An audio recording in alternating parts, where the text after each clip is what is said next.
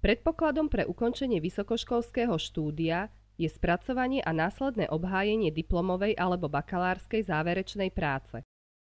Nech už študujete akýkoľvek odbor, diplomová práca by mala byť odrazom vášho dlhoročného snaženia sa a ukážka toho, ako ste porozumeli vybranému štúdiu, ako viete spájať teoretické východiska našich i zahraničných autorov, citovať ich, parafrázovať, analyzovať, porovnávať a vyvodzovať k nim vlastné názory a myšlienky.